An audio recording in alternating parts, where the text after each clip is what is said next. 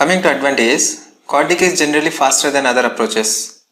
When a hardware multiplier is not available, for example microcontrollers, or especially when the number of gates required to implement the functions, its support should be minimized like FPGA or ASICs. These CORDIC multiplier will be used. There are many more suitable for pipelining VLSI array processors. The utility of the CORDIC based architecture lies in the generability and flexibility. It can be used for various biomedical applications, especially in FPGA implementations. It can also even use in neural networks. One of the better applications of a CORDIC algorithm is a polar to rectangular transformation. A logical extension to sine and cosine computer is a polar to Cartesian coordinate transformer. The transformation from polar to Cartesian space is defined by the multiplication by the magnitude comes with the CORDIC rotator. The transform has a gain equal to the rotator gain, which needs to be accounted. If the gain is unacceptable, the polar magnitude may be multiplied by the reciprocal of the rotator gain before it is assigned to the CORDIC rotator.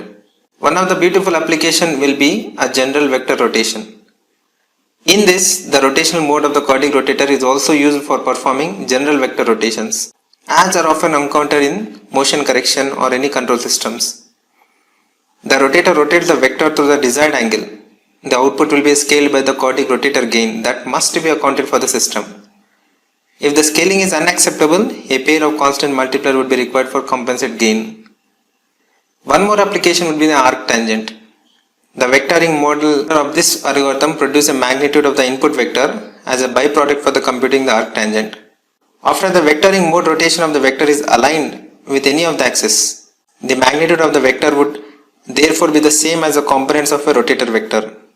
The CORDIC implementation represents a significant hardware saving over an equivalent Pythagoras processor also.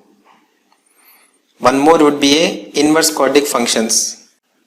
In most cases, if a function is generated by a CORDIC style computer, its inverse can be computed unless the CORDIC rotator described is usable to compute several trigonometric functions directly or indirectly. The initial values and modes permit direct computation of sine wave, cosine wave, arc tangent, vector magnitudes and transformation between polar and Cartesian coordinates. One more application would be extension of linear functions. A simple modification of the CORDIC equation permits to the computation of a linear functions also. It performs operations similar to shift and implementation of a multiplier for optimal solutions. The vectoring modes will be more interesting as it provides a method of evaluation ratios. Adding one more application would be extension of hyperbolic term functions. The close relationship between the trigonometric and hyperbolic function suggests the similar architecture that can be computed by these hyperbolic functions. The elemental rotations in the hyperbolic coordinate system do not coverage. However, it cannot be done if certain iterations are repeated.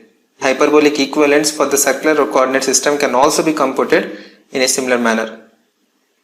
The ideal architecture depends on the speed versus area trade-off in an intended applications. Here are my few references. Thank you.